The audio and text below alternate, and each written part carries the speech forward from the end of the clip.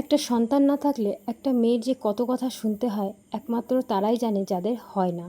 তার মধ্যে কিন্তু আমি সত্যি বলছি, অনেক কষ্ট হয় কিন্তু জানো তো, কিছু করার থাকে না। সত্যি বলতে জীবনটা এরকম, কি করব, এটা নিয়েই আমাদের চলতে হয়। তো যাই হোক, আজ আমি রান্না করেছিলাম ঝিঙে দিয়ে তেলাপিয়া মাছ। আর আজ কিন্তু ঘরবাড়িগুলো কিন্তু একটু পরিষ্কার করেছিলাম। তো আজকে একটু কষ্ট হয়ে গেছিলো, যেহেতু শরীরটাও তেমন ভালো না। তো চলো প্রথম থেকে ভিডিওটা স্টার্ট করি। তো আমি সুস্মিতা, তো আমার চ্যানেলে তোমাদেরকে অনেক অনেক স্বাগত। তো সব ঘুম থেকে উঠেই কিন্তু আমার প্রথম কাজ থাকে ঘরটাকে গোছানো, যেটা আমি প্রথমেই করি। আর সত্যি বলতে ঘরটা না গোছালে না ভালো লাগে না। সবসময় মনে হয় কি শুয়ে বসে থাকতে একদমই ভালো লাগে না। আর তো মানুষের নানান কথা আছেই, কি বলবো। সত্যি বলছে কি জানো তো, মানে একটা নারীর যদি সন্তান না থাকে তার যে কত কথা শুনতে হয় একমাত্র যাদের হচ্ছে না তারাই জানে। আমাদের মতো মানুষের যে কত কথা শোনা লাগে যখন ডাক্তারের কাছে যাই না। সত্যি বলছি, এই কথা নিয়ে সবাই একই প্রশ্ন করে যে কেন হচ্ছে না, কোথায় ডাক্তার দেখাচ্ছ। এই যে নানান প্রশ্নের উত্তর দিতে দিতে না আমরা হাঁপিয়ে গেছি, ভালো লাগে না জানো তো। কি করব, তাও নিজেদের শক্ত রাখি, শক্তভাবে চলতে পছন্দ করি, যাতে মানুষ কোনো কথা না বলে। উত্তর তো দিয়ে দিই, কিন্তু উত্তর দিলে কি হবে, সেই জায়গাটাই তো আমাদের নরম, তাই না? সেই নরম জায়গায় সবাই বারে বারে আঘাত দিয়ে নানান কথা বলে। হ্যাঁ, এটুকু আমি বিশ্বাস করি যে ভগবান আছে, সে একদিন ঠিক আমার বিচার করবে। সে আমি ভালো হই খারাপ হই, ফল একদিন পাবো, এইটুকু বিশ্বাস আমার আছে। যে এমন কোনো কাজ করিনি যে এত বড় ভগবান আমাকে সন্তান দেবে না, এটুকু বিশ্বাস আছে, ঠিক আমাকে দেবে, একটু সময়ের অপেক্ষা। তো যাই হোক, মানুষের কথা তো শুনতেই হবে, কিছু করার নেই। তাদের কাজ বলা, আর আমার হচ্ছে এক কান্দে শোনা দ্বিতীয় কান্দে বার করা, আর কিছুই না। সত্যি বলতে কি জানো তো, কষ্ট হয় না, শুনতে শুনতে অভ্যস্ত আমরা হয়ে গেছি যে কে কী বলবে, শোনা উত্তর দিলেও কিন্তু তার মধ্যেও যেন একটা কষ্ট থেকে যায়, যেটা কাউকে বোঝানো যায় না। সত্যি বলছি, কাউকেই বোঝানো যায় না যে এর যে যন্ত্রণাটা কী। আর সত্যি কথা বলতে এর সব থেকে মেন প্রবলেম কী জানো তো, মানসিক চিন্তা। মানসিক দিক দিয়ে যদি চিন্তা করো না, তো কোনো জিনিস কিন্তু হওয়া জিনিস হতে চায় না। তো এটাই আমাদের মেন প্রবলেম। তো ডাক্তার তো সবসময় একটা কথাই বলে, কোনো প্রবলেম নেই, হয়ে যাবে। কিন্তু ওই যে চিন্তা, মানুষের চিন্তার জন্যই কিন্তু আজ চিন্তা করতে চায় না। কিছু কিছু মানুষের কথা যেন মানুষকে এতটাই মানে হার্ট করে দেয় যে তখন না মানুষের চিন্তা করতে বাধ্য হয়ে যায়। এই যে আমাদের সবাই বলবে, অনেকেই ভালো বলে, সবাই যে খারাপ তা আমি বলবো না। অনেকেই ভালো আছে যারা কিন্তু ভালো ভালো কথা বলে যে না হবে, সময় লাগবে। আছে আমাদের পাড়াতে অনেকের কিন্তু অনেক দেরিতেই হয়েছে, কেউ 8 বছর, 12 বছর, 14 বছর, কত কথাই না শুনি, তাদের তো হয়েছে বলো। ওই যে লড়াই করে যেতে হবে, লড়াই করতে হবে, একদিন তুমি ফল পাবে। শুধু অপেক্ষা, শুধু অপেক্ষা করতে হবে তোমায়। তো আমি সেই অপেক্ষায় আছি, ভগবান আমাকে সেদিনটা কবে দেখাবে। তো যাই হোক, সব কিছুরই অবসান আছে, একদিন ঠিক হবেই। সেই টুকু নিয়েই আমি চলি সবসময়। আর সবসময় কি বলো তো, সংসার নিয়েই ব্যস্ত থাকতে পছন্দ করি। সংসারের কাজকর্ম, শাশুড়ি মাও কিন্তু কাজকর্ম নিয়ে ব্যস্ত থাকে দুজনাই। যেহেতু শ্বশুরমশাই মারা গেছে এই বছর 2 হচ্ছে, আমার নিজের বাবাও নেই। কী করবো, আমাদের জীবনের কষ্টের কথা তোমাদের যদি মানে শুরু করি, শেষ আমি করতে পারবো না এই 10-15 মিনিটের ভিডিওর মাধ্যমে। তো যাই হোক, নানান কথা বললে অনেক কথা উঠবে। তো এইটাই যেটা বলছিলাম, আমি মানুষের কথায় আমি কান দিই না, কান দিয়ে চলিও না। আমি আমার মতো থাকতে পছন্দ করি সবসময়ের জন্য। তো সংসার নিয়ে ব্যস্ত থাকি। হ্যাঁ, কিছু কিছু মানুষের যে আমি সংসারটাকে নিয়ে যে ভালো থাকি, তাও কিছু কিছু মানুষের সেটাও খারাপ লাগে জানো তো। কি বলবো, কিছু করার নেই, মানুষের কাজ কিন্তু বলা, আমাদের সেটা শোনা, আবার কান থেকে বের করে দেওয়া। কিছু কিছু সময় এই কি কষ্ট হয়, আর কিছুই না। তো যাই হোক, কথা বলতে বলতে দেখো আমি তোমাদের সঙ্গে কত কিছু কথা মিস করে ফেললাম, যে কথাগুলো বলবো। আমার বরমশাই নিয়ে এসেছিল হচ্ছে মাছ, তেলাপিয়া মাছ, আর ওইদিকে নিয়ে এসছে হচ্ছে ঝিঙে, আর অনেক সবজি। দেখতেই পেলে কত সবজি নিয়ে এসছে, পটল, ঝিঙে, উচ্ছে, লঙ্কা, আদা, রসুন, সব কিছু। এটা হচ্ছে তেলাপিয়া পিওর মাছটা না, এটা হচ্ছে মনোপিয়া। তো এদিকে আমার শাশুড়িমা কিন্তু সকালবেলা উনি রান্নাটা বসিয়ে দিয়েছে। তো রান্না মা প্রথমে করেছিল হচ্ছে কি বলে ওটা, সয়াবিন। তো কিছু সয়াবিন ছিল, আর রসুন টসুন দিয়ে কী কী ছিল সেসব গুছিয়ে মা কিন্তু রান্নাটা করেছে। আর সত্যি বলতে আগেকার মানুষরা কিন্তু কোনো কিছু নষ্ট করে না, আমাদের থেকেও বেশি কিন্তু ওরা গুছিয়ে রাখতে জিনিস পছন্দ করে। তো কিছু কিছু জিনিস ছিল, সেইগুলো গুছিয়ে টুছিয়ে মা কিন্তু সেই সয়াবিনটুকু রান্না করলো। আর এদিকে কিন্তু আমি মাকে একটু সবজি কেটে দিচ্ছিলাম। তো মাকে বললাম যে আমি রান্না করছি তরকারিটা, তুমি এটা রান্না করে ওঠো, সয়াবিনটা আমি রান্না করছি। তো ভাতও মা করছিল, আমি জাস্ট ঝিঙে আর তেলাপিয়া মাছটা রান্না করব। তো এদিকে ঝিঙেটা কেটে নিয়েছি, ঝিঙেটা একদম টাটকা ঝিঙে, জানো, একদম বেশ সুন্দর কচি। আর এই গরমের দিনে কিন্তু এই ঝিঙে খেতে কিন্তু বেশ ভালো লাগে। তো যাই হোক, তোমাদের সঙ্গে একটা গল্প করি। তো আমার একটা দিদি আছে, দিদি ভাই কি বলবো, সেও কিন্তু খুব স্ট্রাগল করেছে জীবনে, প্রতিটা পদেও সেও অনেক কথা শুনেছে। সত্যি বলতে কি বলো তো, আমাদের মতো যাদের এরকম প্রবলেম ফেস করতে হয় তাদের অনেক কথা শুনতে হয়, এটাই বাস্তব। যখন একটা হয়ে যাবে না তখন আর এসব হয়তো কষ্ট থাকবে না, কিন্তু ওই যে হওয়া না পর্যন্ত যে কষ্ট সহ্য করতে হবে যে করে সেই জানে। তো দিদিটার কথা যেটা বলছিলাম, দিদি ভাইটার কিন্তু সেই একই সেম, কোথাও যেত না, ভালো লাগতো না, যেমনটা আমারও কিন্তু তাই। আমার কিন্তু সত্যি কথা বলতে আমার কোথাও যেতে ভালো লাগে না, খুব কম, মানে আমি এদিক ওদিক যাই খুব কম, বলতে গেলে আমি আমার বাবার বাড়ি, আর খুব জোর হলে এদিক ওদিক, খুব জোর হলে মামা বাড়ি, তাছাড়া আমি কোথাও যাই না। আমার সত্যি বলতে কোথাও যেতে ভালোও লাগে না। তো ওই দিদিভাও আমাকে বলতো যে জানিস, আমি কোথাও গেলে না আমার ভালো লাগতো না, কোনো অনুষ্ঠান যেতে ভালো লাগতো না। কটা দিন বলো তো, গেলেই মানুষের নানান প্রশ্ন, কেন হচ্ছে না, কি হয়েছে, প্রবলেম আছে, মানুষের প্রশ্নের উত্তর দিতে দিতে না আমরা সত্যি হাঁপিয়ে যাই এক এক সময়।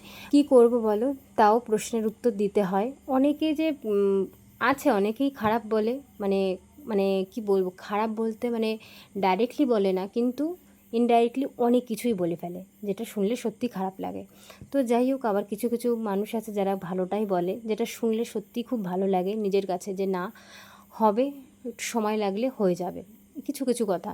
তো যাই হোক, মানুষের কথা মানে এই যে 6টা বছর হচ্ছে, শুনতে শুনতে এত দূর, জানি না আর কত দূর শুনতে হবে, আর কত দিন যাবে এখনও পর্যন্ত জানি না।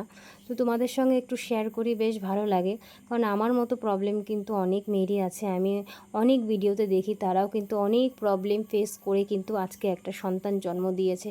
এত ভালো লাগে না, সত্যি বলছি, ভীষণ ভালো লাগে এই কথাগুলো যখন শুনি না, এই প্রেগনেন্ট, ভালো লাগে। হ্যাঁ, তখন এক এক সময় এই কষ্টটা হয় যে কবে আমিও বলবো আমিও প্রেগনেন্ট, এই কথাটা শুনতে যে এত ভালো লাগে না, সেটা বলে বোঝাতে পারবো না। তো যাই হোক, আমাদের দেখো, কথা বলতে বলতে এদিকে কিন্তু আমার রান্না হয়ে গেল ঝিঙে। আমি কিন্তু পোড়নে দিয়েছিলাম পেঁয়াজ। জানি না তোমরা এই ঝিঙের তরকারিতে পেঁয়াজ পোড়ন দাও কি না, আর এই পেঁয়াজ পোড়নটা কিন্তু আমার শাশুড়ি মা শিখিয়েছে। পেঁয়াজ পোড়ন দিলে কিন্তু তরকারির স্বাদটা কিন্তু অনেকটাই বেড়ে যায়। তো পেঁয়াজ পোড়ন দিয়ে কিন্তু আমি সবজিগুলো ভেজে নিয়েছি, ভেজে কিন্তু সব কিছু একসঙ্গে কষিয়ে জল দিয়ে মাছ দিয়ে জাল দিয়ে নেব। আর লাস্টে দিয়েছিলাম জিরে বাটা। এইটাই আমার একদম সিম্পল ঝিঙের আলুর তরকারি। আমার কিন্তু বেশ ভালোই লাগে খেতে। তো যাই হোক, তোমাদের সঙ্গে আরেকটা গল্প করি। যে গল্পটা হচ্ছে, আমার এক ফ্রেন্ড, সেও কিন্তু কনসিভ করতে পারছিল না, অনেক চেষ্টার পর কিন্তু কনসিভ করেছে। তারও কিন্তু একই প্রবলেম। তাই আমাকে ও এক এক সময় বলে যে আমার কিছুদিন কনসিভ হয়নি, তাই আমি এতটা কষ্ট পাচ্ছিলাম, এতটা চিন্তা করছিলাম, আর তুই এত বছর ধরে কি করে আছিস।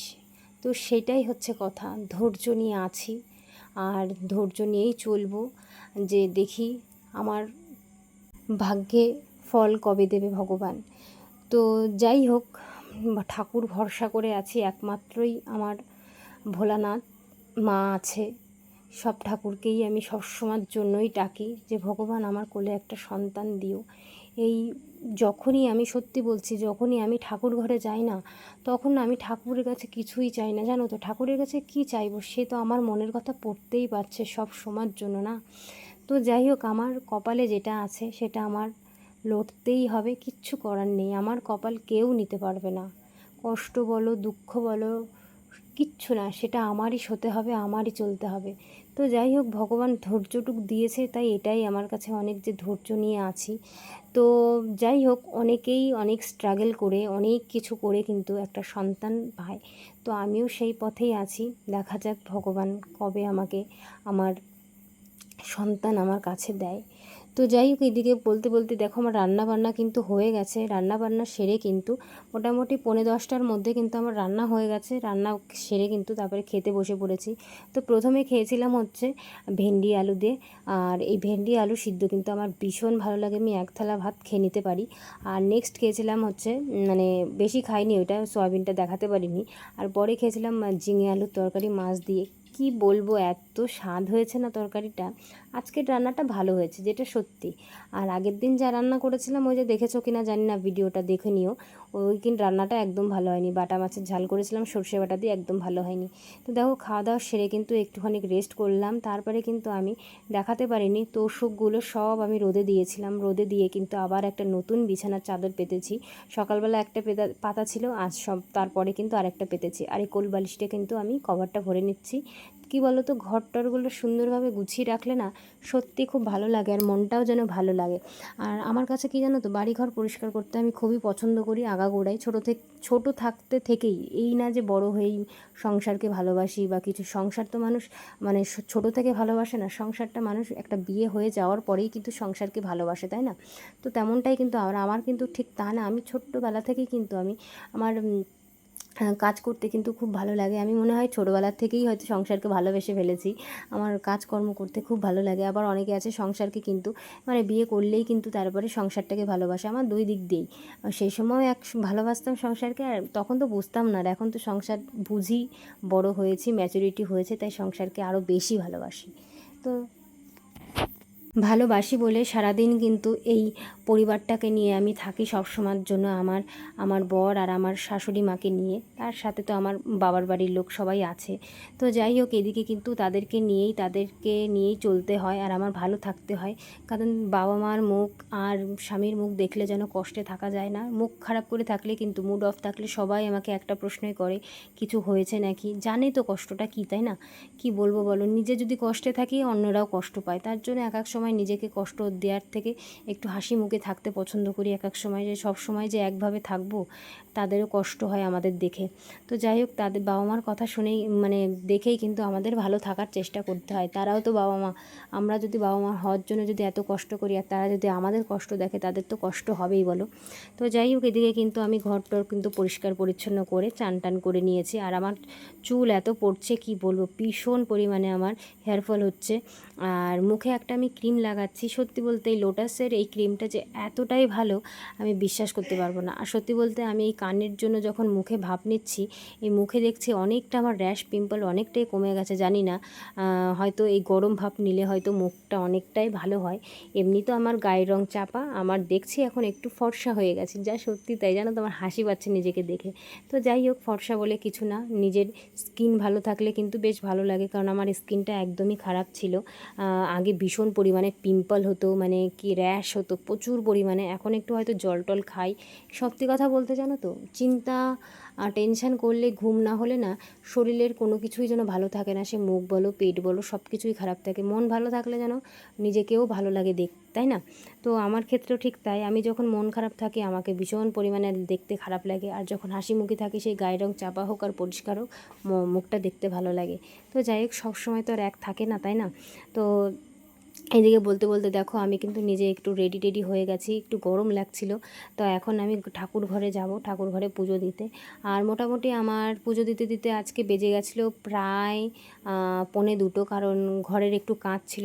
বাড়িঘর পরিষ্কার করতে করতে না একটু টাইম লেগে যায়, যার কারণে কিন্তু আজকে আমার ঠাকুর পুজো দিতে অনেকটাই সময় লেগে গেছিলো। সত্যি কথা বলতে আমি সবসময় মনে করি 12টার মধ্যে ঠাকুরকে পুজো দেবো, কারণ ওই 1:30, 2, 3টে আমার একদম পছন্দ হয় না বারবেলায় ঠাকুর পুজো দিতে। আমার বাবা আমাকে একটা কথাই বলতো, জানো তো, বলতো কি, 2টো 2:30টার সময় কখনোই পুজো দিবি না, যতটা চেষ্টা করবি 12টা 1টার মধ্যে ঠিক আছে, তার ওভার কিন্তু একদম করবি না। আর সত্যি বলতে এই দেখো, বাবার কথা বলতে বলতে আরেকটা কথা তোমাদের সঙ্গে বলি। তো এই যে আমি না, সত্যি বলতে ঠাকুর যে পুজো দিচ্ছি, আমি না উলু দিতে পারতাম না। সত্যি বলছি, আমি মনে হয় এই নিজের যা বয়স, সেই বয়স হিসাবে এই 1 বছর আগে, আমি 1 বছর না 2 বছর আগে থাকতেই আমি উলু দিতে পারি। মানে আমি যখন এই বাড়িতে আসি বিয়ে হয়ে, তখন কিন্তু আমি উলু দিতে পারতাম না। প্রতি বৃহস্পতিবার আমার শাশুড়ি মা, যখন আমি ঘট পাততাম, লক্ষ্মী ঠাকুরের ঘট, তখন কিন্তু আমার শাশুড়ি মা উলু দিয়ে আমি ঘরটা পাততাম। তো আমার বাবার সঙ্গে একদিন কি করতে করতে বলছি, বাবা আমি তো একদম উলু দিতে পারি না, কি আমার একদম পারি না, আমি চেষ্টাও কোনো দিন করিনি। বাবা বলছে, কী বলিস, তুই উলো দিতে পারিস না? দেখ আমি দিচ্ছি। একটা ছেলে মানুষ উলো দিয়েছে, আমার বাবা। সত্যি বলছি, বাবা ওরকম উলুলো দিচ্ছে। আমি বলছি, বাবা তুমি দিতে পারলে তো আমি কেন দিতে পারবো না? আমি না সত্যি মানে আমার যে আমাদের উলু দিতে গেলে কি হয়, মানে তোমার জিভটা তো নাড়াতে হয় না। এবার জিভটা, বলছি বাবা দেখি তো আমি চেষ্টা করি। সত্যি বলছি, বা কথায় বলে না, চেষ্টা করলে কি না হয়। আমি কোনো দিন আমি পুজো করতাম, আমি উলু দিতে পারতাম না, আমার যে কী কষ্ট হতো। আমার কাছে মনে হয় কি এই উলু দেওয়া না দেওয়াটাই হচ্ছে একবারে অসম্পূর্ণ কাজ। তো যাই হোক, ঠাকুরের ইচ্ছায় বাবার এসে কিন্তু আমি উলু দেওয়া শিখে গেছি, আর আমার খুব ভালো লাগে উলু দিতে। আর এখন আমার মনে হয় না আমি ঠাকুর পুজো করেছি। তো এই কাহিনিটা তোমাদের সঙ্গে ছোট্টভাবে শেয়ার করলাম। আমার করলে সব কিছুই হয়, এটাই বাস্তব। তো যাই হোক, ভিডিওটা এই পর্যন্ত শেষ করব। ভালো থেকো সবাই।